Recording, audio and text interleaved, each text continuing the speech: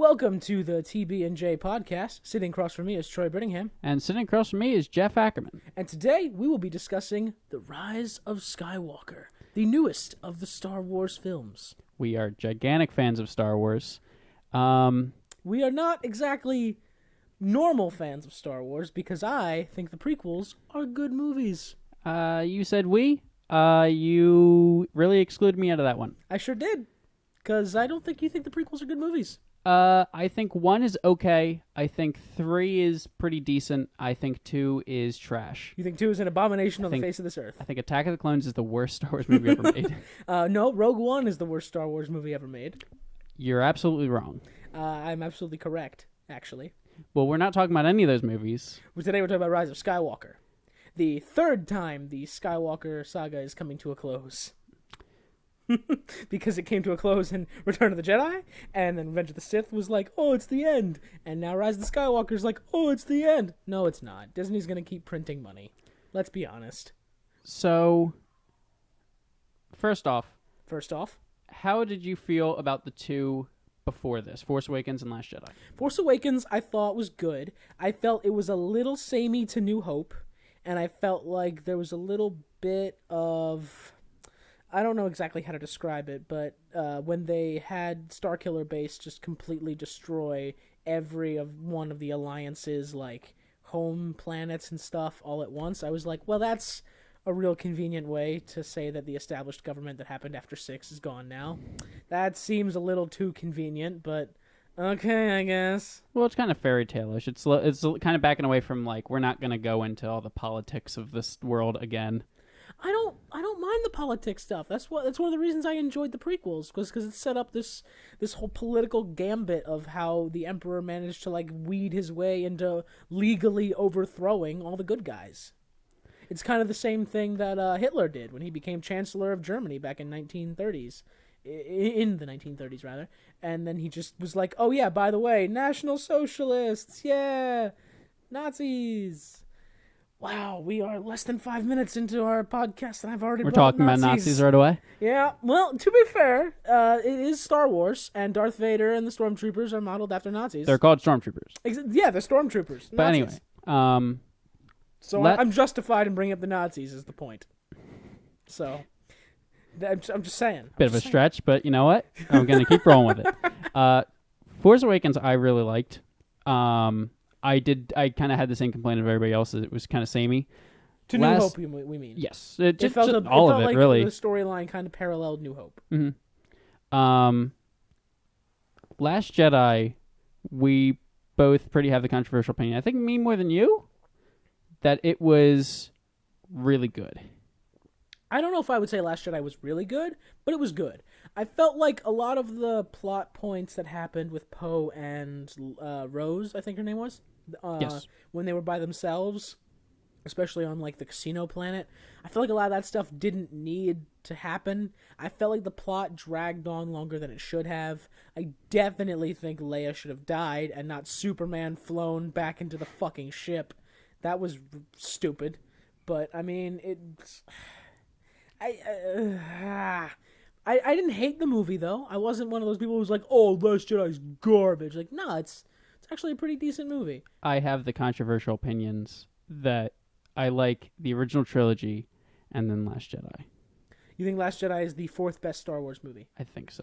Better than all the prequels, better than 7, and better than 9. Yes. But it doesn't matter because I feel like Rise of Skywalker really isn't a sequel to Last Jedi. No, that's kind of my main complaint about Rise of Skywalker. Rise of Skywalker seems to not care what happened in Last of Jedi. The Last of the Jedi. There's the last one. There's no more of the Jedi except for the one. That's the title. I mean, kinda. Rey's the last one now. Because spoiler alert. I mean, obviously, spoiler alert. We're talking about Rise of Skywalker. Spoiler alert for this two almost 3-year-old movie. Yeah. Well, spoiler alert for Rise of Skywalker. Ben Solo, Kylo Ren, dies at the end. Mm-hmm. So now Rey is the last Force user with a lightsaber left. Actually, no, she doesn't have a lightsaber. She buries the lightsaber on Tatooine. She builds her own at the end too. Does she? She has a yellow one. Right. I remember that. Yes. So now Rey is literally the last Jedi. One thing that pisses me off about Rise of Skywalker, and I feel like Return of the Jedi had this problem as well, is that when there's only one Jedi left in the world, they seem to just know everything about the Force. Like, the prequels, and to an extent 4 and 5, had it set up that the Force was something you had to learn and master through years of training. And then Luke goes off to Dagobah. He's training with Yoda for a while. He gets pretty good, and then he runs away to go save his friends and fight Vader. And then in 6, when we see him again, he's just this master Jedi that knows everything about the Force. And I feel like that's what happened with Rey. Rey trained with Luke for a little bit, and now she's just the best Jedi ever, floating and hovering rocks and doing Force somersaults and stuff. And it doesn't seem very... It feels like they've completely changed how a Jedi learns the Force. I kind of disagree. How? I kind of think it's more of like a I've always kind of read into it as like a kind of like a mutant X-Men power kind of thing, where it's like you kind of slowly kind of learn how to use your own gift over time. Okay. I wouldn't have a problem with that theory if that's how it was established. That's how it happens, but it's not. Right, but it's more of like once you kind of learn to feel it, then you kind of you basically learn to use it later. But I don't know if I agree with that. And part of the problems that I have with Star Wars on the whole is that so much of the story, so much of the canon is people creating their own headcanon of what they believe things are. Right. And then when the movies come out, like the prequels did with George Lucas, and he was like, oh, midi-chlorians. Granted, they've never been brought up again, but like the fans got pissed off because they were like, that's not how the Force works. And it's like, well, it is actually, because the guy who invented it says that's how it works. You might not like it, but that's what he says the rules are and the canon is, and it's his world that he invented. We're just living in it. So if that's what he says it is, that's what it is. So I've always disliked that about Star Wars, that people are like, no, in my head, this is how it works. This is the story I made up, and George Lucas wrote a different story, so I hate it. It's like, well, no, it's his fucking story. He can write whatever he wants. I actually disagree with that entirely. I know you do. That's why I brought it up. But I think that it's one of those things where I think it's really cool that people create their own headcanons, and I want kind of all of them to exist. But I think people should stop yelling at each other over it. Yeah, that's fine. And people have their own headcanons for like the history of Boba Fett and what he did between 5 and 6. And how he stumbled. And how he just stumbled around the galaxy over and over again until eventually he fell into a pit. Yeah, pretty much. The most underwhelming character in history. But I just... Everyone, you're free to fill in the gaps with your own headcanon. That's fine. But if the creator of the series comes out and says this is what happened, that's what happened. You can't just say no because your story in your head is different, because you're not the creator. So it's kind of this battle that I've seen posed on the internet a million times, where it's like, does Star Wars belong to George Lucas? And I know currently it belongs to Disney. That's fine.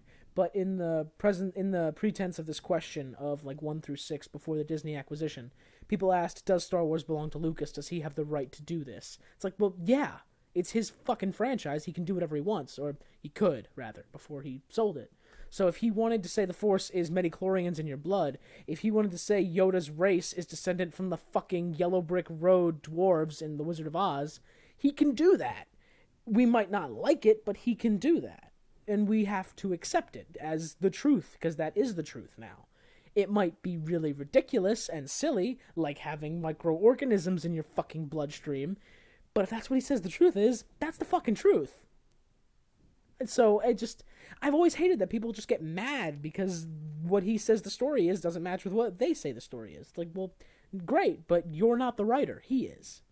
He can say whatever he wants, and that's law. It goes down in the Star Wars books until Disney buys them, and Disney rewrites everything because that's what Disney likes to do. So I've always disliked that about the Star Wars fandom, but none of that matters because we're talking about Rise of Skywalker today. That rewrites a lot. Rise of Skywalker rewrites a lot, quite a bit. yes. And let's. I was thinking about this beforehand. let's really go through this kind of like as the movie happens. Okay. So the first thing you see is the opening crawl. Which is a lot of information thrown in your face at once. The first line is "the dead speak" in all caps with exclamation point. And then literally the opening crawl tells you Emperor Palpatine is alive. Yeah, that was weird. Yeah. It was pretty freaking weird. I was thinking the What are entire... you doing, Kathleen Kennedy? I was thinking the entire movie going into this. I don't even think she has anything to do with it at this point. I It came out know. that Kathleen Kennedy was the one who had the idea to bring back Palpatine. I don't know if I believe that. You don't have to believe it. It happened. Just because it's what they say in articles. It's what she said. Just because that's what she said doesn't mean it happened. Oh, that's what happened. But it's one of these things where what was I saying? So the opening crawl, it says Palpatine's alive. And before I watched the movie and I saw all the trailers, the first thing I was like, I was basically thinking like, okay, I'm okay with them bringing back the Emperor. If they give me a good explanation, I just don't know how they're going to fit that into this movie. And then I was like, oh, okay, they're just going to put it in the first sentence of the opening crawl. Yep, this is Emperor Palpatine back from the dead, y'all. That's a way to, I guess, organically do it. It's like that meme. I live. Super bitch. organic. Yeah, super organic. I disagree. I don't know if I like that Palpatine came back as the big bad, but I mean, I understand. Not that I understand. I like how they went about doing it, where they finally brought it back to Anakin's whole betrayal in the prequel series of Darth Tyrannus, who was able to save others from death, even himself. I'll say this: I wish that we got a movie where Kylo was just the bad guy and got to be the main bad guy of the movie. I really didn't want them to bring in new stuff. I thought that this one was just going to be like, and here's all of the new characters doing their own thing to end off the series now that the new characters have had their fun. However, as lame as I thought it was in the trailers that the Emperor was back, he does kind of have the best scenes in this movie. Yeah, the Emperor's really freaking cool, even if his entire character is a CGI man. Yeah. I did like his big GLaDOS crane machine, though. Yeah, his big crane machine carrying him around. That was pretty cool. That was really freaking cool. And the Emperor, to his credit, is a great bad guy. Sure. He's pretty well written. He's just pure evil in a cloak. Yeah. So, I mean... There's not a whole lot of nuance to it. He just sometimes stabs you, sometimes electrocutes you. Right. I felt like it was really weird, though, that he was like, Snoke is me. Snoke was me. It was my attempt at coming back. It's like, then why didn't you just come back as you? Why bother coming back as Snoke? Why'd you do that? Or at least if you're gonna clone a bunch of men, maybe make them a little bit less horrifying to look at. Make them a little bit more charismatic, and people will like them. We don't know exactly how the Force cloning process works about bringing people back. So I'm okay. Maybe that's how it happens. Everyone ends up looking like weird, diseased babies from a nuclear power plant explosion. I mean, it's possible. So, I do like the first shot of this movie after the credits of Kylo basically going from planet to planet searching for this thing to get to, what's the planet's name? I don't remember, but the Sith planet. Yes. Maybe began with an E. It's got like X's in it and L's. Yeah, it was weird. But anyway, but he's looking for the Sith Wayfinder. Why is it not called a holocron? I was literally thinking the same looks thing. like a Sith holocron. It sounds like a Sith holocron. It does the same thing as a Sith holocron, basically. Yep, they could have just said, here's a Sith holocron. Something that's already been established that exists in the universe. I was talking about this to somebody. They said that it should just be called a Sith holocron, and then they should do like Poe Dameron or somebody who's just like a meathead should say something along the lines of like, a holo what? And then when they explain what it does, he should just go, just call it a wayfinder. It finds the way, and that should just be it. And then they should call it the Wayfinder for the rest of the movie if they really want to call it that. If you really are dead set on calling it the Wayfinder, fine. That's a fine way to do it. But just call it a fucking holocron. But I do love the scene where Kylo is finally killing people. Yeah. We've gone through 2 movies of him being like a whiny baby. I love Kylo. I really think his character is the best out of the entire sequel trilogy. He went through a hell of an arc. But I think the one thing is he's never really done anything, like, he's never really been pure evil. And the beginning of this movie, he's just picking dudes up and stabbing them just all over the place looking for this thing. Yeah, he goes pretty freaking apeshit. It's cool cinematography, too. Like, I like the colors and stuff like that on the one. I don't know what planet they were on. I don't think it says. No, they don't really say. He's just planet hopping looking for this thing. Which makes me wonder how much time is going by. Because they don't really seem to acknowledge time too often. It's just a matter of, like, he's just planet hopping. Stuff's happening. Like, how are these planets next to each other? Is it like a strip mall of planets and he's just going from Five Below to Starbucks to the Mattress Factory to GameStop? Like, is that what it is? You just go down the line? Or is it like... What store would the Wayfinder be at? Obviously, Wayfinders are us. That's where it would be. Duh. I mean, they called it Wayfinders Are Us. I mean, it's pretty easy. Right, don't know why he didn't check there first. And the A in the Wayfinders Are Us is a Wayfinder. So it's perfect. Is it the Wayfinder he was looking for? Actually, yes. It was the one in the sign the whole time. It seemed really dumb that he didn't try there first. I know, right? He probably looked at it and chuckled to himself, and he was like, it's too obvious. They wouldn't put it there. Yes, Kylo. Yes, they did. So then the next scene is, I believe it's Finn and Poe, and they are flying to go get some information about where, or about how to get the Sith Wayfinder, how to get to whatever the Sith planet is. No, they're investigating the Sidious transmission, I think. Yes. And then they make contact with an Alliance worker that has a message from a spy, right? Something like that. Yeah, and they're being, like, attacked the whole time, and Poe makes a couple of light speed jumps in the Falcon to get away. How'd you feel about the light speed jumping? I feel like it's... So, the problem I have with that, and it's a problem I have with any piece of sci-fi that puts faster than light travel into their thing, is that we don't know how faster than light travel works. So, if you do a light speed jump, and they manage to follow you, I guess they can follow you, even though they really shouldn't have any idea where you just went because you're traveling faster than light. I kind of read into that as they kind of have the same technology they had in Last Jedi, where they were tracking people through light speed. Sure, but, like, I don't know. But again, we have no idea how FTL travel works, so we have no idea how that's possible. But it's... The one thing that did bother me a bit was when he makes the jump through the sand, the worm monster thing, and the monster ends up eating the TIE fighter. I guess they're not TIE fighters anymore, but whatever it is. No, I think they're still called TIE fighters. They're just they're like different models, but they're still called TIE fighters, I believe. Twin something engine. What is it? Twin Ion. Ion engine. That's what it is. You would think they'd develop past Ion engine technology in the sequel trilogy. Anyway. Matter doesn't work like that, guys.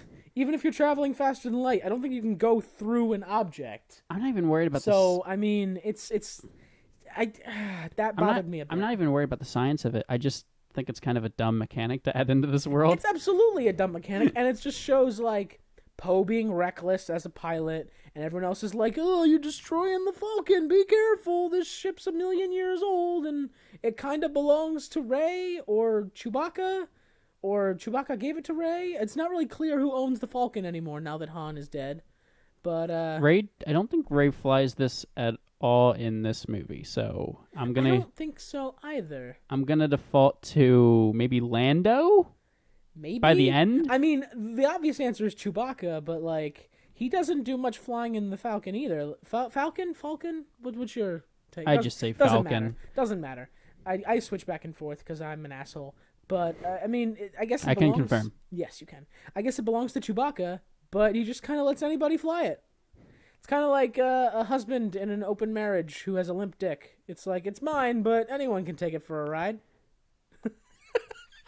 First episode, and we're talking about Chewbacca's dick. I mean, it's Star Wars related, the holiday special that had Chewbacca's dad having VR sex. But that's a whole different episode. That's a whole different episode for a different time. That's a whole different podcast episode. So then what happens next? You see Rey. Yep. Rey's doing her little floaty thing with the rocks. She's floating around with a bunch of rocks. Trying to connect with the dead Jedi. Mm-hmm. So Leia. Be with me. Leia is I'm one with the Force is with me. I'm one with the Force is with me. Different I'm movie. dead. I'm dead. I am dead. Different movie. Yes, the worst movie. Yeah. Continue. Leia. So Leia, how do you think that they pulled off Carrie Fisher in this movie not being alive? I think they did it as best they could, and the best they could do is okay. Mm-hmm. It wasn't terrible. It looks really good. It looks really good. The voice was okay. It's really a lot of her saying a thing, and then the other characters trying to talk around that thing that she said to then fit the story. Right. I think they used pre-existing lines that she had already recorded, as opposed to doing. I think it was all scenes from Force Awakens. Probably. Or mostly. Probably. And kind of like what they did in Rogue One with Peter Cushing, how he was CGI'd in, and they kind of like augmented his voice in because they didn't have enough voice lines to make it happen. I think did they just have a different actor for that, or is that? They had a different actor, but they augmented his voice to make him sound like Peter Cushing. Gotcha. So, and they did that, and then they CGI'd Peter Cushing on top of it. And they did a pretty good job with Peter Cushing back in Rogue One. So I wasn't surprised they did a pretty good job with Carrie Fisher in this movie either. But the dialogue was a little clunky, but they made it work. They did it the best they could. I do find it really funny that of the 4 original team from Star Wars in 1977, the only 2 cast members that are still alive are the 2 they killed off. Mm-hmm. That makes me laugh pretty hard. It was really ridiculous. It's like, oh, we're going to keep Chewbacca and Leia alive. Oh, Peter Mayhew and Carrie Fisher are the only ones that died. That's really unfortunate. I guess the secret to immortality is getting killed off in a Star Wars movie. Maybe that's just the secret. Are you saying that under the sea. I'm sorry, continue. under those guidelines, are you saying that James Earl Jones will live forever? Yes. James Earl Jones will absolutely live forever, and he will always keep voicing things. He will always be known as Vader. He will keep voicing every reboot and remake of The Lion King. Absolutely. Who else is going to play Simba's dad? Mufasa. Yeah, that's his name. Thank you. Mustafar. Mustafar. In Yes. Star Wars. To bring it back to Star Wars. And then, so after that, Rose. Rose in this movie. I really wanted all Rose minute of her part. in this movie. Rose should have had a bigger fucking part. For as much of a big deal they made about Rose being a supporting character in 8, they absolutely should have given her a bigger part in 9, and I'm so mad they didn't. It makes me fucking furious. Finn even goes, "Hey, Rose, do you want to be in this movie?" And she goes, No, I'm good. She goes, "Nah, sorry, I have to go read books with Leia. I have to go read books. Read books on Star Destroyers or whatever she says." Yeah, it's like, what are you doing, Rose? And then she shows up a little bit at the end, and she goes, "Hey, do you want me to help now?" And Finn's like, "No, you get out of here." And she's like, "All right, I'll leave the movie again." Like, what in the fuck? Why? I feel like all the loud fans that were like, "Eight's terrible, blah, Rose is the worst." J.J. Abrams and Kathleen Kennedy are like, "Okay, we hear you. We're gonna fix 9." And then they were just like, "Everything that y'all hated about 8, it's not gonna be in 9. Rose, she gets 2 seconds of screen time and 4 lines. That's it." And the thing is, she knows everything about Star Destroyers. They tell you that she's not going to be in this movie because she's studying Star Destroyers. She's not going on the big adventure. Well, they have to know how to destroy the Sith fleet that just got randomly risen out of the water. Yeah, but that's what I was about to say. She doesn't help with that. A different character talks about the whole like sensor array thing that is connecting to all the ships manually. A different character talks about that. That would have been the perfect thing to put her in, is just have her in the control center talking about them. Yeah, that would have been perfect. She doesn't have to be a major character, but she would contribute to helping the good guys win. She'd be contributing to something instead of contributing to nothing. It infuriates me. That's the right word. It infuriates me that Rose wasn't in this movie. Like I said earlier, I wasn't the biggest fan of the Rose and Finn parts of 8, but like they weren't bad. They were fine. It just made the movie drag on way too long. I think really the worst thing is DJ the Codebreaker, Benicio del Toro. Yeah, I love Benicio del Toro. Who doesn't love Benicio del Toro? Del Toro. Obviously, you don't even know his name. But Benicio del Toro, good actor. Very good actor. Amazing actor. I'll watch anything he's in, even if it's a fucking car commercial. He's in Dora. Is he? He's in Dora the Explorer? He's Swiper. Oh, is he really? No, I gotta say Dora the Explorer.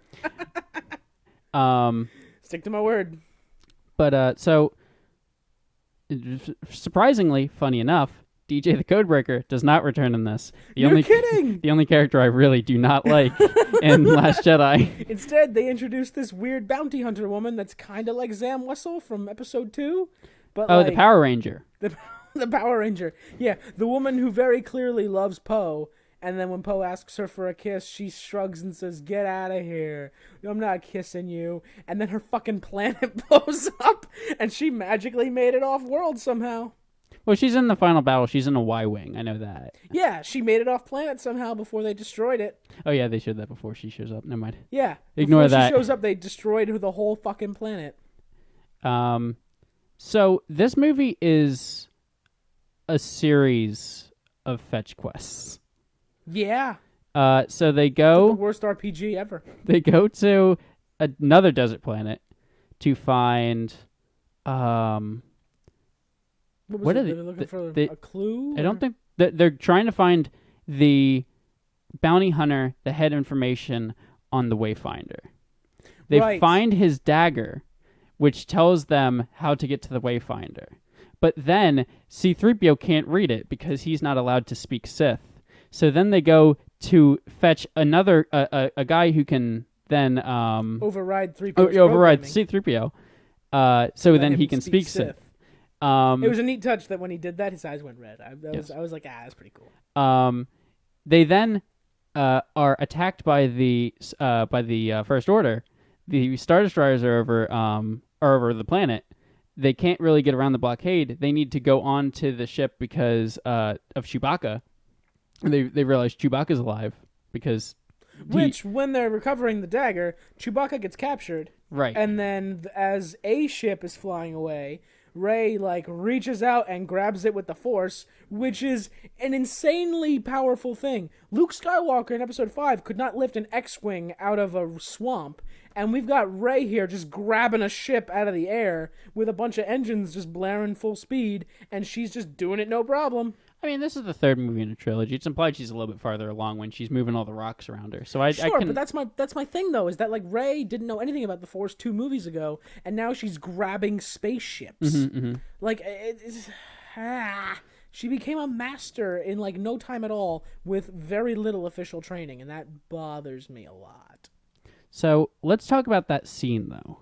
And then Kylo shows up and they're fighting over the ship. So Kylo, They get on the ship, and Rey has all these weird, I call them That's So Raven visions, where she just looks off into the distance and then has a feeling about something that is happening, and then immediately starts wandering off to go see that thing, and she sees Kylo's ship. They have the dagger that they need. They just need to go find somebody to reprogram CPO? 3PO. Sepia. Sepia, the best text. They need to they need to go find somebody to reprogram 3PO. They have everybody on the ship. They're completely safe. Kylo's ship is in the distance, flying at them. Rey wanders off to go basically fight him. Yep. Finn tells Chewbacca to go get Rey. He walks off the ship. They can see her from the window. He walks out of the ship 2 feet and loses her. And he looks around and like a senile old man walks off behind a rock and gets immediately captured by stormtroopers. Yeah, that was a little too weird and convenient. He then immediately so they go out and see him being captured, and Rey tries to pull the ship down to rescue him. Right.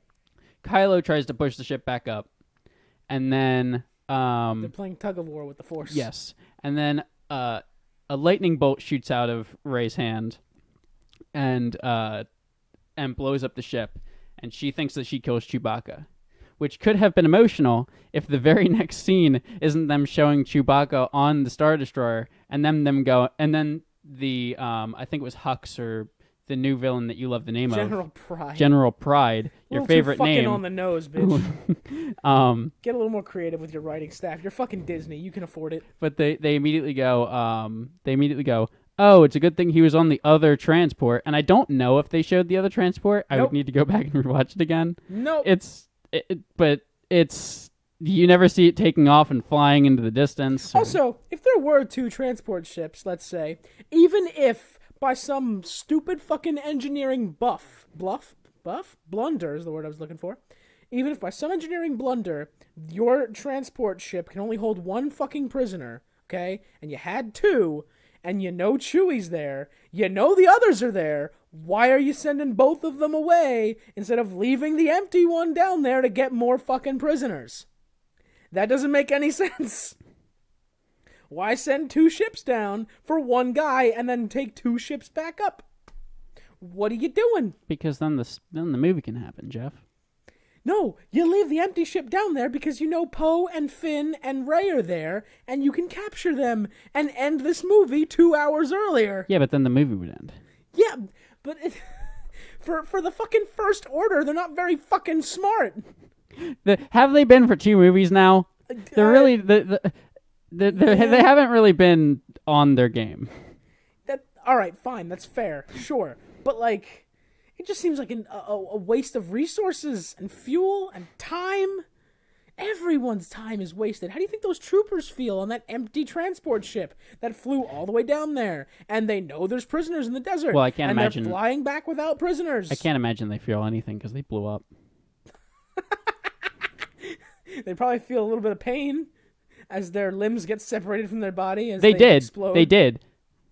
First, a little bit. This Star Wars movie was a little more violent than other movies. A lot of people fucking died. So I was talking about the fetch quests. The weirdest one is they go to this planet where they get 3PO reprogrammed. Right. And then, like you were talking about, the Power Ranger gives. I literally don't know her name. They said remember. It, I'm sure, but. I'm just gonna call her Zam because she reminds me of Zam from Star Wars 2. But she hands Poe a random coin and she says, "This gets you on any Star Destroyer, basically." Yeah, it's a General's chip. Mm-hmm. I feel like there's a lot of problems with that. I feel like Pride would. Oh yeah. I feel like Pride would have seen this ship, this weird bounty hunter ship, flying towards the Star Destroyer and go, "Hey, isn't that the ship we've been tracking down for a couple days now? Maybe we hit that with a few mortar shells." Boss, they have a general's code. They're fine. I see. Yes. No. Let them aboard. If you can get these anywhere, not anywhere, but if you can just get these, then they made a big deal out of her being able to get it because it's like, well, only a general would have that, and it's like, well, I find it really weird. That it's like a chip that you put into your ship and that transmits a code to the Star Destroyer to let you on board.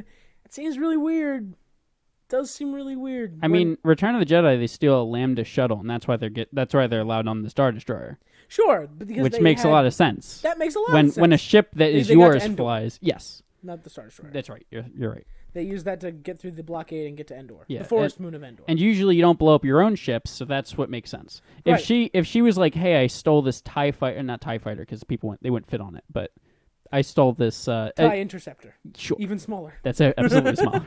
I stole a TIE bomber. Maybe. But she's like, you can get on with this.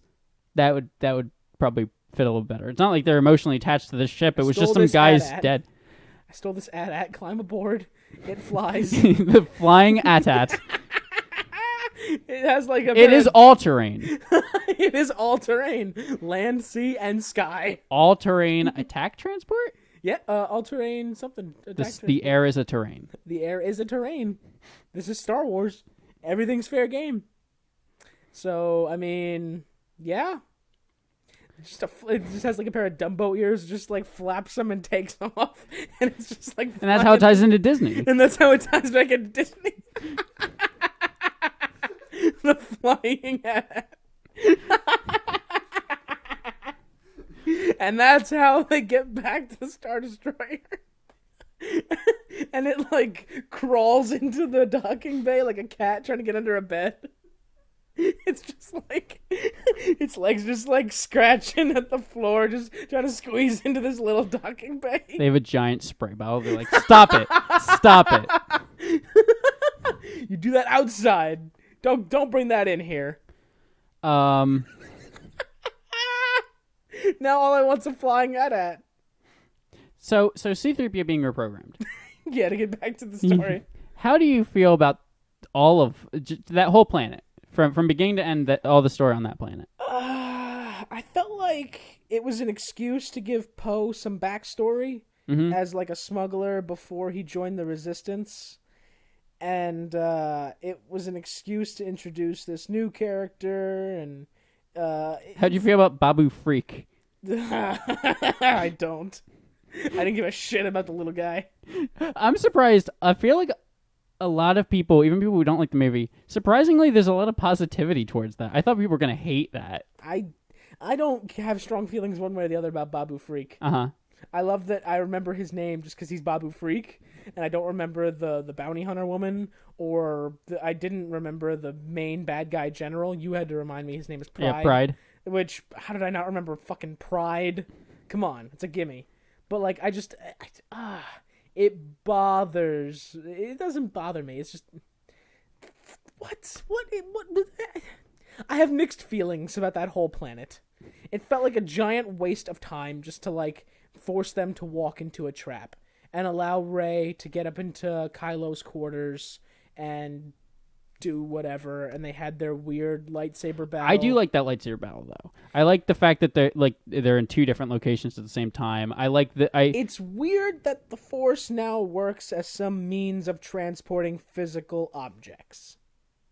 I think that's sort of explained to something that's kind of specific to those two, though. It seems to be very specific to those two because they have such a very strong connection between each other and the Force, which I don't understand why. But in Last Jedi, they say that Snoke kind of combines them, and then from then on, I think that they're still kind of connected throughout the rest of it. Mm-hmm. I know they started getting connected in Last Jedi. I don't remember exactly. It's been a while since I've seen Last Jedi, but I do remember the two. They could talk to each other using the Force. Yeah, Snoke said that he did that to get Rey to him. Right, and that's great. I mean, because that's been established as something you can do is communicate through the Force with other people. Right. Because Luke and Leia did it back in Star Wars, but it was more of like feelings that they were talking to you. And then 8 was just like, nope, you can straight up talk to each other now with the Force. And if they explain that as Snoke doing that, that's great. But now in 9, it's like, I'm going to fight you even though we're in different locations, and my lightsaber is going to collide with yours, even though I'm up here and you're down there. It's like, how does that work? It does lead to a really cool payoff at the end, though. Sure. In the last fight scene when they're on the Sith planet in the temple and she gives Kylo the lightsaber by passing it behind her, that was neat, but like, how... I don't understand how that works in the Star Wars universe. Because, to quote Han Solo, Star Wars Episode 7, that's not how the Force works. Like, I feel like they're just... And again, I know I'm being a hypocrite here because I literally just said Lucas is the owner. He can do whatever he wants with the prequels, and it's fact. And now Disney's the owner. They can do whatever they want, and it's fact. But I feel like they're just, like, inventing things the Force can do for the sake of convenience. And it's like, it'd be really convenient if they could fight each other with the Force, or through the Force, rather, and have this big lightsaber fight. And it'd be real convenient if she can just give him a lightsaber in a time of need. Like, it just seems really strange that they just pulled this out of thin air. I don't think I have a problem with it as long as it's set up, and I feel like that's one of the few things that all three movies have kind of slowly set up. Not really so much Force Awakens, but so on. They've certainly slowly built to the two of them having a very strong connection, but I didn't see it. I don't know. I feel very weird about her being able to give him a lightsaber through the Force. To add on to new Force powers, I feel like people have been kind of split 50-50 on this one. How do you feel about Force Heal? I feel like Force Heal is fine because it was established in the Old Republic that it was a thing. and it was something that they just never did in the prequels or the original trilogy. Probably because they just either didn't learn it or one reason or another, it just didn't happen. But I do know Palpatine talks about it in 2, I think, or 3, when he's talking You're talking to about Anakin. the Plagueis the Wise? Yeah, Darth That's Plagueis 3. the Wise. That's 3. He's telling about how Darth Plagueis the Wise is able to heal others, but not himself. And that is established as a power of the Force. Right. It sounds like one of those bits of knowledge that's kind of lost to time or something.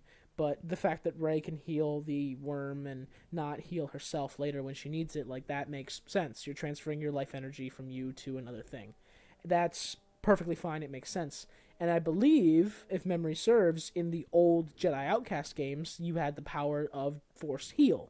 It was a thing you could do. So I think it's in the Revenge of the Sith game, too. Is it? Mm-hmm. I played Revenge of the Sith a couple times when I was younger, but I haven't played it in ages. I think if you click down both the thumbsticks, you heal. Okay, so again, it's been established healing through the Force is a thing. Yes. It's absolutely a thing that can happen. So them actually doing it in a movie actually made me really happy. I was like, oh, awesome. That's amazing, because this has been a thing you've been able to do forever in the expanded universe. It's finally in the cinematic universe. I was thrilled. Do you think it ever takes away stakes a little bit? No, because because healing is you're not gaining.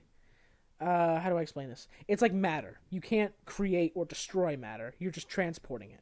So, like, Rey healing the worm took away her own life force and put it into the worm. And, like, later on, after the big fight, Kylo heals Rey, but at the cost of his own life force. And right. He ends up dying because of it. So, the stakes are still there. It's just, it's a little bit lessened. Yeah, I kind of agree with I basically agree with that almost entirely. Yeah. So the stakes are still there. People can still die. And it's just, you just got to be careful with your healing powers, because you're giving people your own life. So it's just, and it is weird, though, to quantify a life force like that, though. But this movie really does make life and force almost synonymous, and I'm not crazy about that. Does a little bit, yeah. Or at least it creates this bridge between the force and life.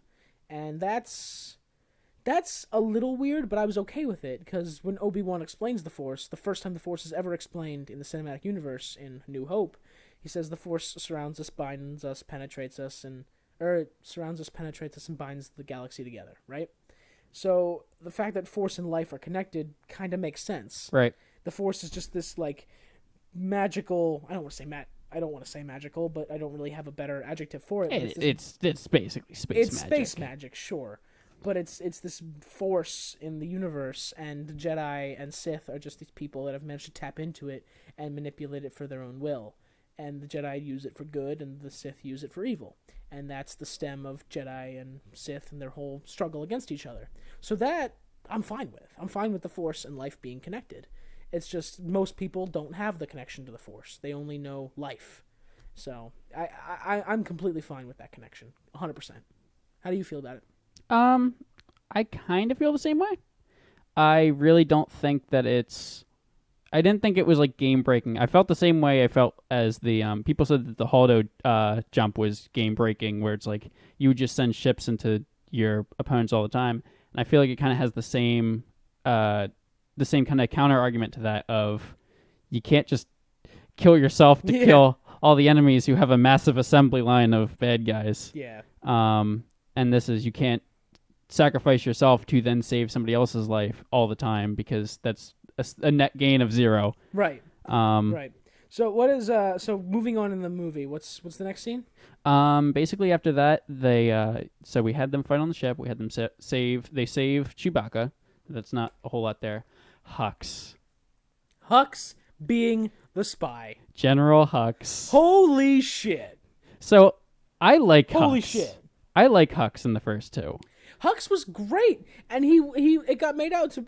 There could have been an awesome plot where, again, I'm being such a hypocrite because this is my own headcanon, but there could have been this awesome plot where Hux, like, betrays Kylo and overthrows him and becomes the big bad, but instead he's just this sniveling little dude who's spying on the First Order for the rebellion, and it's I don't even hate him being the spy. I just hate the reveal. His comedic turnaround, and he just goes, "I'm the spy," and then, and they're like, "All right, I guess we're on your side. I guess you're on our side now." And he's like, "Well, no, I'm still a bad guy." And they're like, "All right, dude." I need you to shoot me in the leg. No, he tells him to shoot him in the arm, and then Finn shoots him in the leg. It was the weird. It was. They really use him for slapstick in this. That's one. all he is. He just seems like comedic relief. He's the Gimli of Star Wars now. That's all he's gonna be. Now Gimli does something. Yeah, I suppose that's right. And then Pride just shoots him, and even that's kind of like a comedic death. He like slides across the. Yeah. Like it's not dramatic or sad at all. Nope, it's just like poof. It's like this bad guy we've set up since the first one that we did 4 years ago. Me and We're just Kylo gonna butt heads. Slide him across the floor. We don't agree on how to run the First Order. I should be in charge. Oh, by the way, I'm the spy, everybody. Oh, I'm just gonna die unceremoniously. And no one's gonna care. And none of the rebellion is gonna ask about the spy ever again. Whoops. That part bothered me a lot, but whatever. It's a waste of a. It was a waste of a character, TBH. But anyway, but don't worry, because we got Pride, and he has all the character traits of being evil and kind of being Tarkin, but not. Yep, it was just, I am the new Grand Moff Tarkin. I'm even an old, cranky man. Where's my porridge? Some lima beans are on sale for 89 cents, and I can't make it to the grocery store. Is that the Imperial diet? Lima beans and porridge? Yeah. Of course they're evil. That's his diet. That's his specific diet. It's not just old. Is that just like old admirals or just him specifically? It's all old admirals. That's all they eat. Like if you go down to the cantina in the lower decks of the Star Destroyer, all the troopers down there, they got burgers, fries. The vegans are having their salads. They're doing their thing because of course there are some vegan stormtroopers, and of course they're evil. Yeah. But he goes down there and he's just like, porridge, please. Give me some porridge. Thank you. Lima beans. Is this supposed to be a reveal that he once worked for the Emperor? It's like a weird scene where he's like, I'll help you carry out this mission as I did in the old days or whatever. Yeah. And it zooms in and it plays like dramatic music and it's like, okay. Yeah. It's like, I don't remember you. No, you're a character that got made up and we're just supposed to think that you worked for Palpatine. First of all, those wars were like 40 years ago, bro. Like, how old are you? Like, if you were serving in the wars and you served Palpatine 40 years ago, how old are you, man? Should we even trust you as an admiral? We should have you mentally evaluated or something. What's the life expectancy of people up in Star Wars land? Star Wars land? Yeah, sure, why not? Yeah, in Florida. Florida. Well, Florida. Galaxy's Edge. They are all old people down there eating their porridge and lima beans. All right, so what's next? So Kylo goes to. So okay, how do you feel about Kylo liking his helmet again? I'm fine with that. It didn't really faze me one way or the other.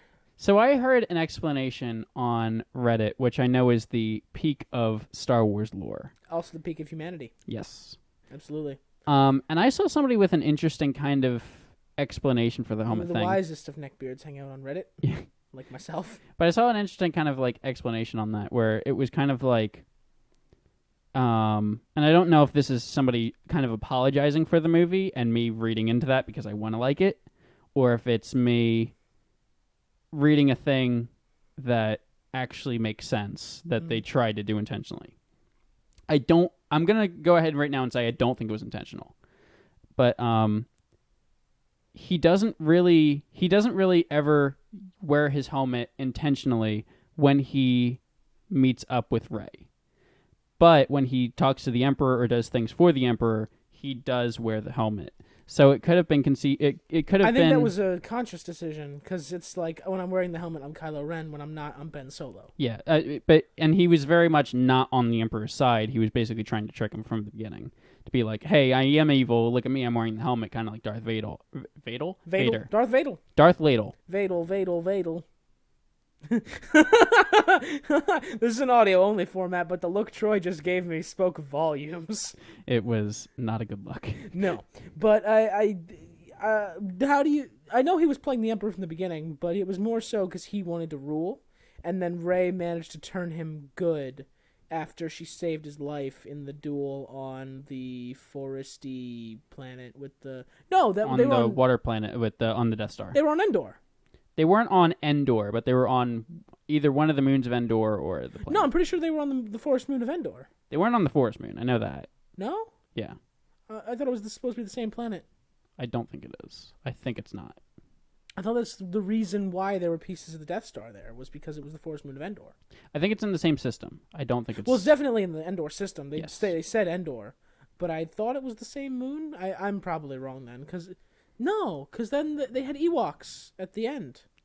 They had Wicket. Yeah, but they showed Bespin too. Yeah, fine, whatever. So when they were there, that whole planet with the First Order defectists, that was pretty. Yeah, and then the Stormtrooper horse people. The what? The Stormtrooper horse people. Horse people? Yeah, they rode on the horses. Oh yeah, the defectors. They're not centaurs. Defectists. That's what you were thinking when I said horse people. Yeah, that's what I thought. The horse people. You know, we just call them people riding on horses, not horse people. Those are two different things, there, bud. I don't know if you know that, but those are two different things. They're really not. Anyway, I was cool with those people. It was really nice to know that it was not nice. It was really cool seeing that there are other First Order troopers that felt the way Finn did. And they felt so uncomfortable with the First Order that they defected and left.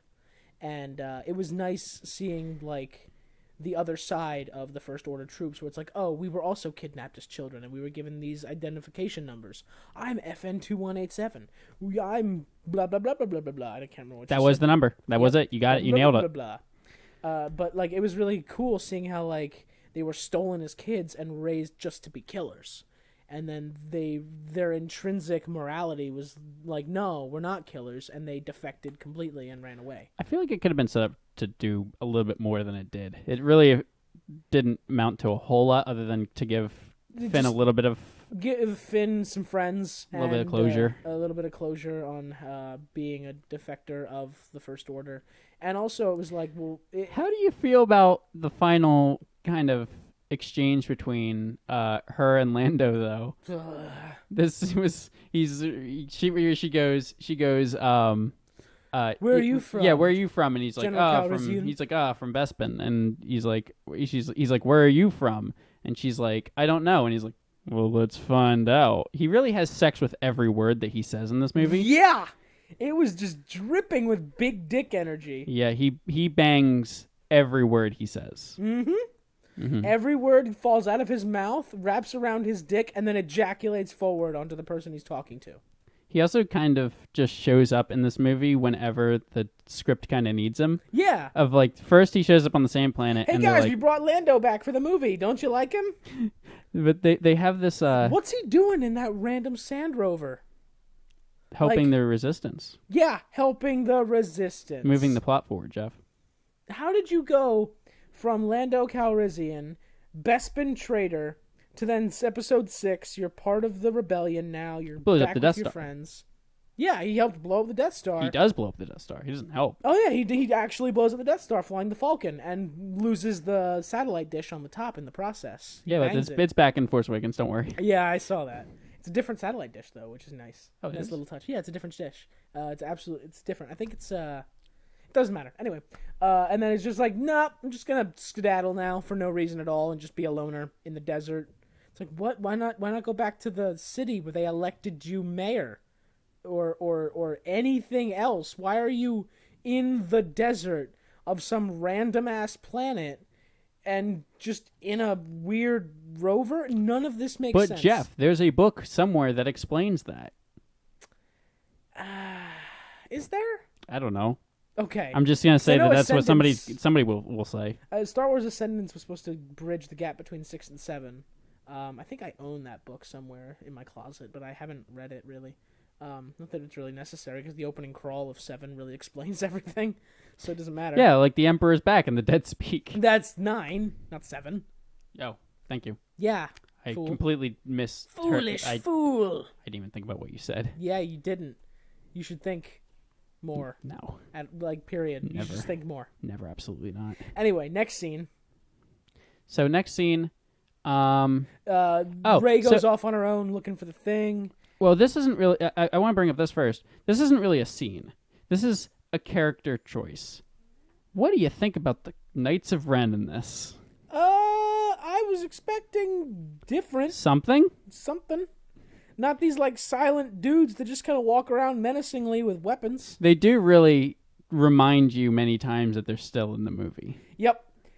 And I was expecting more of, like, an explanation as to what the Knights of Ren are and why Kylo decided to join them instead of finish his fucking... But then he stabs him. Jedi stuff. And then they're out of the movie. Yep. They stand there, they get stabbed, and that's it. That's about it. They're like, we serve the Emperor, and you're here because you're not.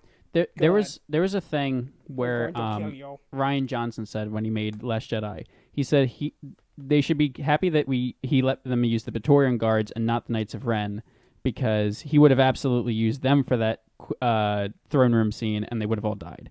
But here's the thing: now after seeing both films, I wish he would have used. I wish he would have used the Knights of Ren, because they would have been so much cooler then. Because that was a much cooler fight scene. The Praetorian Guards are now, in my mind, way cooler than the Knights of Ren. Yeah, that was an awesome fight scene where Rey and Kylo fought side by side, using their lightsabers and kicking ass. It was amazing. That was... Rian Johnson did a great fucking job with that. It's a cool scene. It's a really cool scene. Yeah, but so what's next? So we're kind of getting on the end of the movie now. Yes. So... They had the fight. Rey stabs Kylo. She heals Kylo. Right. And then Kylo has that big heart-to-heart with his ghost daddy. So Leia sacrifices herself to kind of bring, like... It's basically bring back Force Ghost Han. I don't know if that was in the script that way, or if that's because Carrie Fisher died and they couldn't have her do it. But either way... I kind of like it more as Han Solo. Oh, I believe Han Solo, that's how it was written. 100%. Because Kylo I'm sure Ben Solo feels really bad. Yeah, at that point, he's back to being Ben. At that point, yeah, he's back to being Ben. But I feel like Ben has a lot of, like, repressed guilt for killing his dad. Because he did it to try to earn the approval of Snoke and cement his place as a bad guy. And then Rey helps him figure out that he's really a good guy. And he's like, yeah, fuck, I killed my dad. Damn it, I really shouldn't have done that. And then his dad shows up and he's like, dude, it's cool. He literally tells him and the audience, hey, it's cool to kill your dad. It's not to kill your dad. It's cool to kill your dad, kids. But he basically goes, hey, audience, it's cool to trust this guy. Me, his dead dad, is saying it's okay. Yeah. It's like, in case you didn't understand by now, I'm going to hit you over the head with it. Kylo's a good guy now. Mm-hmm. Kylo, Ben, Kylo. And then... They go to Exalt Dorfel, whatever the planet. I don't know what the Sith planet's called. Still don't remember it. Yeah. Exegol. Thank you to our audio guy, Chris. Thank you, audio guy, Chris.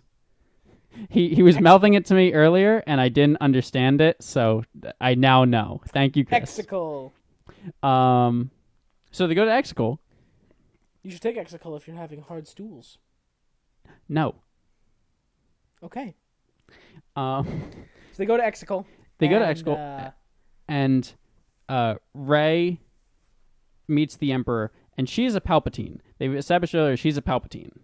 Yeah, that's a big reveal in the movie, is that yes. Rey is a Palpatine. I guarantee that was not written that way from Force Awakens. No, in Force Awakens they were like, Rey's parents are a mystery. Ooh. I liked it. And then in Last Jedi, they're like, Rey's parents are nobody. It's literally nothing. And I was super thrilled with that, because I was like, Rey is this nobody girl who just has the Force, and she's going to be a Jedi. That's awesome. She doesn't have to be a fucking Skywalker. And guess what? She isn't a Skywalker. She's a fucking Palpatine. The other important people in the galaxy. No one in their right mind sucked Palpatine's wrinkly dick, okay? There is not a single fucking woman who would have carried his child. Yeah, who is the mother? Who is the mother? Like, there's no fucking way Palpatine got laid up in that Death Star. There's no way in fucking hell it happened.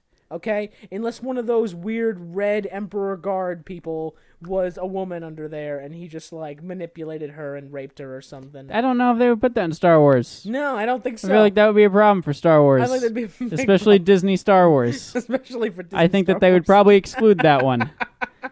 But I highly doubt the Emperor just, like, went to a bar and was like, hey, baby, how you doing? Want I'm to the feel my Emperor." dark side? You want to touch my lightsaber? It's got a curved handle. I can. Well, that's Count Dooku, please. Oh, jeez, I'm sorry, fucking king of the nerds over here. I can spin out of my chair at 90 miles an hour towards towards a bunch of I've councilmen. got force lightning. I want to make a spark. No, That I'm one- feeling a spark between us. That would have been a funnier line. That was really bad, actually. It was really bad. Anyway, So the Emperor got Palpatine. his freak on, and suddenly Rey is his granddaughter. So Palpatine is telling Rey, if you strike me down, then it's no longer like a metaphorical thing in Return of the Jedi. No, it's Where if you it's kill not- him, his spirit will pass. He turns into you. a ghosty worm and he goes up your butt. He enters you anally and takes over your body. He's like, Rey, if you kill me in anger, I'll go up your butt. He is Jim Henson and you are a Muppet, and he just goes up inside you and takes control. But then she's like, well, not if I kill you with 2 lightsabers. Yeah. He needs to stop shooting lightning at people. Yeah, that seems to be his big weakness. He thought he would have learned his lesson every against time- Mace Windu like 100 years ago. That, I mean, really, you could technically count him killing himself with his own lightning in Return of the Jedi, kinda. He blows himself up, kinda. No, Vader throws him. Yeah, but he's still shooting lightning. He could have stopped. I feel like that could have contributed to the Well, no, the explosion. lightning really like just zapped Vader and just like ruined his whole like breathing apparatus, and he was gonna die. Either way, he's just got to stop. He's got to really think out his force use more. What do you think of him shooting the big lightning tree into the air to take out all the Resistance fleet? That was pretty neat. That was Yeah. pretty freaking neat. He's Yeah. like a weird Eldritch Audio horror guy in that Chris movie. agrees. Pretty neat. In this movie, he's like a weird like Eldritch horror. He's got like a bunch of Eldritch. like phantom. Thank you. Yep. He's got like a bunch of like phantom Sith audience members Yeah, in in the this crowd. movie they really kind of hammered home that the Emperor is a man, but he's also more than that. It's kind of like this weird Sith like being that's using him as a conduit, and he just has all this extremely fantastical power, and he can just do all these crazy things because he's the physical embodiment of the Sith. Yeah, and before that is another scene where Lando shows up to be in the movie again. Yeah, he brings all the Resistance fighters. He brings all these random like dudes from planets. I to don't hate that scene because it's Mexico. at least a payoff to Last Jedi. Also, It's one of the few things where they're like, "Hey, let's acknowledge Last Jedi." yeah, let's was acknowledge weird. Last Jedi happened and that people are gonna answer the call to help. Yeah. When the call goes out, whatever. Gondor will answer. No, but I found that part a little weird because they made it this big deal that to get to Exegol is this whole dangerous trip. Oh, They yeah. had to follow Poe Dameron's signal to get there. Or Luke. What you didn't Skywalker. see is the millions of people who died on the journey. Yeah, like it's so dangerous and treacherous to go there. We have to follow Rey as she uses Luke's X-wing to get there perfectly. What would have been great if Lando came in and he was just like, "Why didn't you guys just go around the nebula?" He's like, "It was really easy. You can just go around it." Our anti-nebula technology He's is just like, just idiot. going around it. It's a planet, you guys. Just go around the Did you nebula. spot Wedge Antilles? I did. Also, speaking of Wedge Antilles and Rey piloting Luke's X-Wing, how the fuck is Luke's X-Wing operational after laying in a river for decades? I call shenanigans. There's no way that spaceship is operational. Maybe they build X-wings well. There's no way that spaceship is operational at all. There's no fucking way that the ghost of Luke Skywalker... Would you have been okay with it if the ghost of Admiral Akbar showed up and went, "That X-wing's operational"? The X-Wing is fully operational. No, you know what? That would have made things a little bit better. Akbar's just like swimming around in the river. He's like, this X-Wing is fully operational. No, but the fact that, first of all, Ghost Luke was able to grab the lightsaber physically, that was a little weird. Seeing the ghosts interact with the real I don't world mind like that though. No, it was definitely a moment of just like, oh, Luke just did that. I think one of the best scenes of the movie is him using the Force to get the X-Wing out of the water, because it's such a big payoff to basically every movie. Are you serious? Yeah, I like that. Okay. The way you said it, I couldn't tell if you were like being serious Oh or no, sarcastic. no, it's a big payoff to Empire where because he never actually in the original trilogy never that's right. pulls He never raised his X-wing from the swamp. Yoda did it for him. Yeah, and then Last Jedi, he had given up being a Jedi basically, and it's in the water. You see it, and then he never pulls it out then either. It there on purpose because he never wanted to be able to leave. Yeah, he never does. He dies on that planet. He dies on that planet that we can't remember. So this is the movie where it's finally paid off of like he can now lift that. And it's like that's him overcoming it. You've turned me. I like that scene now. It's okay. Good. It's a good scene. So, and then Rey uses that shit. We are all over the place with the last bits of this movie. Don't worry, so is the movie. Yeah, the whole movie feels really rushed. It feels like a lot of things happened like perfectly like Deus Ex style, like, oh, this just happened to happen. Like, okay, I guess. It felt very rushed. It felt very convenient for a lot of things. And, I don't know, this movie felt like... It felt like J.J. Abrams was writing around The Last Jedi just to make people shut up. Mm-hmm. It didn't feel like he We made haven't the Star talked Wars about the biggest thing of the movie, though. My least favorite thing in the entire movie. Did Jar Jar come back? How did you feel about the Kylo Rey kiss? Oh, I was getting to that. Kylo and Rey kissing, I felt was really weird. Yeah. The thing is, that scene is good if they just don't kiss. Yeah. I was like, this is a great, powerful scene. And then she kissed him, and I was like, oh, no. I was literally sitting there in the theaters going, God, this scene will be really good if they just don't kiss. And then they kissed. I was like, please, God, don't let them kiss. And then they kissed. It would have been great is if they were about to kiss, and then Ghost... And then Kylo's like, you want to touch my lightsaber? No, I was going to say Force Ghost Luke comes over. He's just like, what are you doing? And he just kind of like separates them. Leave space for Force Ghost Luke in the middle, you kids. Come on. Come on. So overall... Or like she's about to kiss him, and then Force Ghost Luke and Force Ghost Han show up. They're just like, yay, good job, kids. And they have this like look on their face like, oh, Dad. Oh, and then the final scene, they show... her burying the lightsabers on Tatooine. Right outside of Owen and Beru's home. Mm-hmm. Right where it all started. And then the random old woman shows up. Yeah, how long has she been fucking standing there? She just sometimes wanders past and she just goes, the plot will one day need me. but then Ghost Luke and Leia show up. And she decides to take on the name Skywalker. Yes. She just becomes a Skywalker. Just like that. I would have loved if she said Palpatine and the woman freaked out and she was like, oh my God, that's like Space Hitler. And she like sprints off and it was like Rey's triumphant moment. But then immediately he's like, I shouldn't have said that at all. Also, I'm going to hide these lightsabers. No one will ever get them under the sand. Oh, this old woman just watched me bury these lightsabers. Well, is it that nobody can ever get them? Or is it just supposed to be like a ceremonial, like goodbye Luke and Leia type of thing? I think it's a little bit of A, a little bit of B. Because lightsabers are very dangerous. How do you feel about the yellow lightsaber? The yellow lightsaber, I was really happy to see a yellow lightsaber finally on film. Mm-hmm. That was really cool. And Rey being the Last Jedi, having a yellow blade, signifying that she is like a master of the craft, I was like, cool. That's pretty fucking neat. Also, I felt like it suited her a lot better than the blue one. It's also made of, I don't know if you picked this up, it's made of parts of her staff from Force Awakens. Oh, okay. She still has that staff in Last Jedi and Rise of Skywalker, I don't know if she ever uses it in Rise of Skywalker. She does. She does? I remember her using it in Rise of Skywalker. She gets frustrated with the lightsaber at one point and switches to the staff. I remember that happening. I don't remember the context, but I do remember watching her do that. She got frustrated with using the lightsaber, so she switched to her staff. Oh, you know what it was? It was the training thing that she was doing. She, against the droid that was shooting at her. She got frustrated using the lightsaber, so she switched to her staff and took it out instantly. Right. That's what the context was. So overall, so I have a rating system that I wanted to bring into this. Okay. How many, from a scale from 1 to 10, how many Death Star wielding Star Destroyers would you give this? 10 being good and planet destroying, One being hate slightly rating mandatory. things so much. It was good. It wasn't great. Certainly not excellent. Certainly not terrible. But the acting really saved it. All the acting was pretty fucking great, except for Billy D. Williams.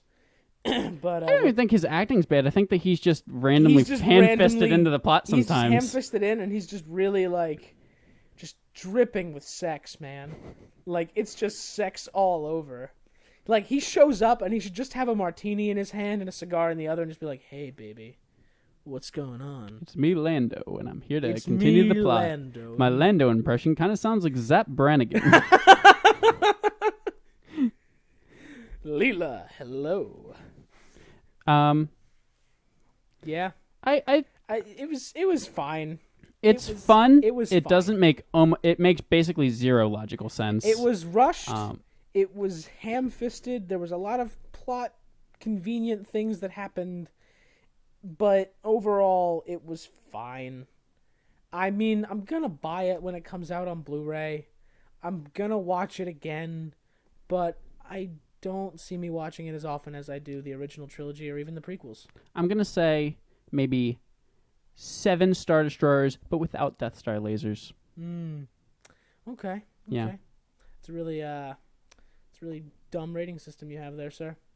Did I ask you? No, you didn't. But yeah, it's a fine movie. If you haven't seen it, what the fuck are you doing listening to this podcast? But how many Death Star lasers? How many Death Star laser Star Destroyers are there though? Too many to count. But from a scale from 1 to 10. I'm gonna go with 11d7. Okay. Yep. So we are kind of coming at the end of the time, but I have one more story for you that I have really been hyping up to you personally. Yes. So speaking of Star Wars and the Chosen One that will bring balance to the Force. Also, speaking of, real quick, when Rey has all the ghosts of previous Jedi speaking to her in the final fight, it's pretty neat. It's pretty fucking neat. It's the end of that comment. Yeah, I'll allow that. I don't have a whole lot to add to that. No, it was just neat. But move over Anakin, because I discovered that I'm the chosen one. Oh, you are, sir, huh? So I have this chat app on my phone. Chat roulette. I'm familiar. I usually use it to masturbate with strangers. Incorrect. But I realized recently it has been kind of slowly been flooding with scammers. And the other day I got this message. My name is Mrs. Binte Salbi, which I looked up, by the way. It's apparently a name that is used by scammers quite frequently. Binte Salbi? I looked up the name. You can't make up your own fucking name, you scammers. I looked up the name, and apparently it's a very common scam name. Also, spoiler alert, this is a scam. If you ever get a message like this from Binte Salbi, please do not tell them any bank account information. Binte Salbi is the new African prince. But they said, my name is Mrs. Binte Selby, widow to the late Mr. Selby Jr., former owner of oil palm / cashew plantation in Australia. That sounds like a definite real place that is not made up. I am suffering from long-time cancer of the breast. Everyone knows of Australia. It's definitely not fake. I am suffering from long-time cancer of the breast. Long-time cancer. From all indications, my condition is really deteriorating, and it's quite obvious I won't live more than 3 months, according to my doctors. This is because this cancer stage has gotten to a very bad stage. Because that's how cancer patients talk. I don't want your pity, but I need your trust. My late husband died in 2012 from a heart attack. My late husband was very wealthy, and after his death, I inherited some of his business and wealth as the second wife without a child. Spoiler alert, I don't know how legal laws work in Australia, but as the wife, she would get everything. That's but she's going to die of cancer. Unless he wrote the will to specifically give his first wife stuff. Or first husband. I don't know if he married a husband first and then went to a wife. You know, hashtag equality. The doctor advised me that I will not live more than 3 months. You said that already. So now I have decided to spread my wealth to contribute mainly to the development and charity in your country. I live in America. Yeah. We don't need a ton of charity compared to other places. Yeah. I don't know why her first instinct was to go, I have all this money, let's contribute to the development of a country, the United States. Yep. Let's go. Yep, let's develop the United States.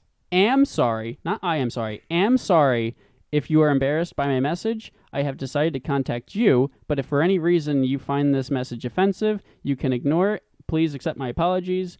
Before my late husband died, he owns oil palm cashew plantation in Australia. Have you Googled that? Yes. Is it a real place? No.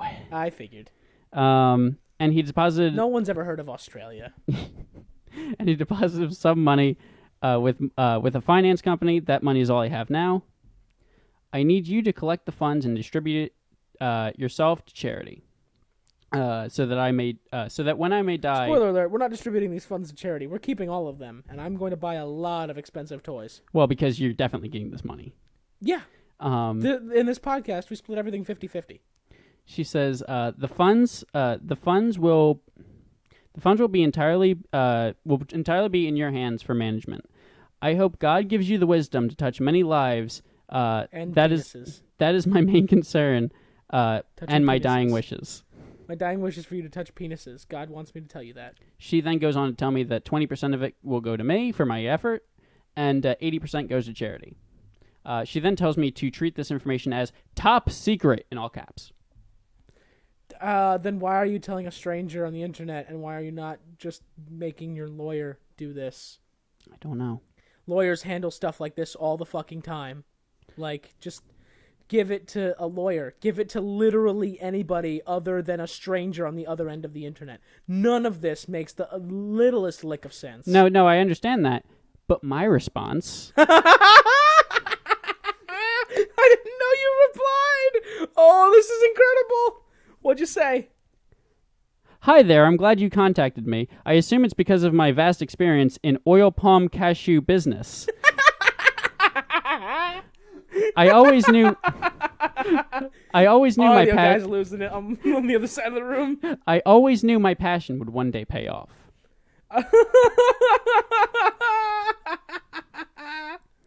I would like to formally apologize to you about your late husband. I'm sorry for your loss. She sends back, please, I need to know if you are ready to carry out this great mission for me.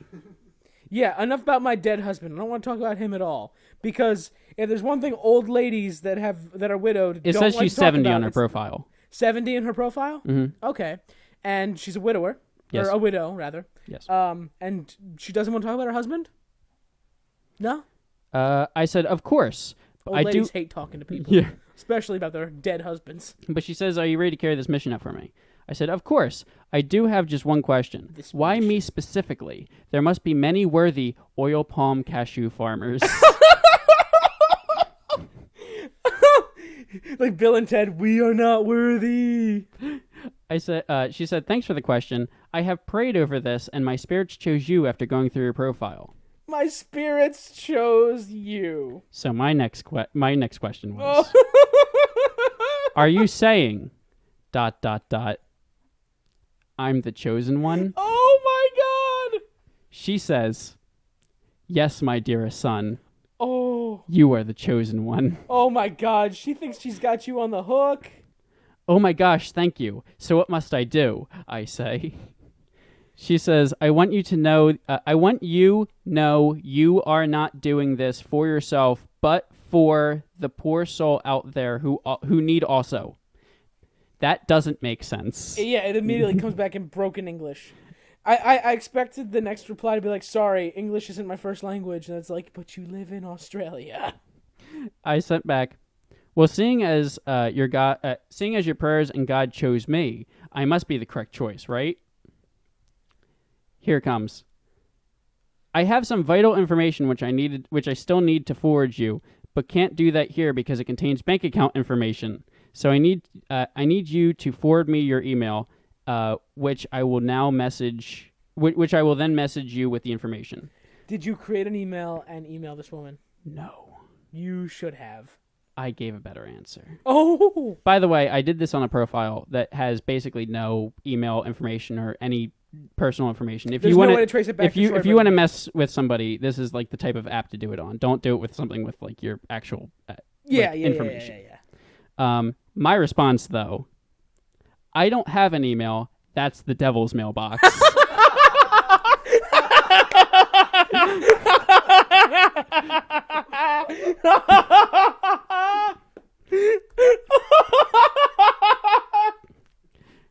That's incredible. She says, you need to create one so I can forward you the You information. need to create one. You need to submit to the devil. I said, maybe I could drive to my bank and explain them the situation. They surely would put care into it with dying woman's last wish. She would never want me to go to the bank because immediately they'd tell me, hey, this is a scam. Yeah, right? Don't give her money. So she doesn't want me to do that. So she says, you will have to contact my lawyer first, and there's some documentation he would need to do on your behalf. If you have a lawyer, then the lawyer would take care of all this. Why do you need a stranger in Pennsylvania to do this? This is audio only, but I'm shrugging really hard. Yeah. I said, I have another idea that would make this very easy for both of us. Do you live near a Target or Walmart?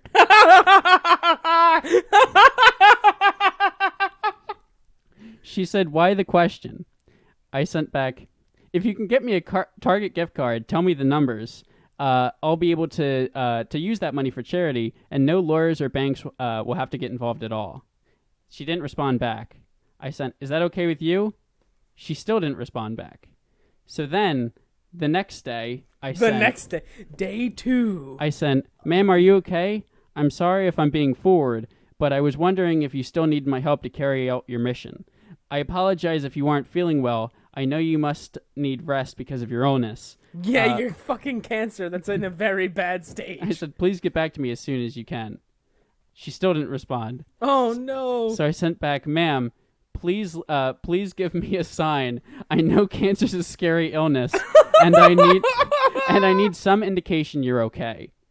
I'm worried about you and have been praying for you. And then today, oh my God, I sent, I hope you had a happy new year, Mrs. Selby. Just wanted to make sure you're in good health. Oh my God, you're really trying. And that was it so far. I have not gotten a response back. Oh my God. So on the topic of texts, I'd like to share this one very quick. Very quick. So are you the chosen one as well? No, I'm not the chosen one, but apparently I'm Gary. Okay. So I was at a friend's birthday party back in December, and this guy texted me and said, hey Gary, just got your message. We'll call you next week. Great to hear from you. Jim. And this was sent to me at 11:30 at night on a Saturday. I was at a friend's birthday party, so needless to say, I was plastered drunk. Okay. So I replied, hey Jim, it's been a while. I'm glad we made contact. Please call soon. I don't think I have much time left. ... Oh my God. Gary. Jim replied with 3 question marks.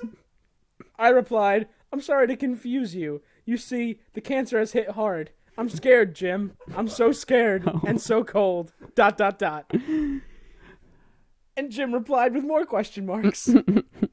And then at this point, my friend John, whose birthday it was, got involved, and he texted a paragraph to Jim. Oh no. It says, Jim, we spent time together, made bonds, made life, made love.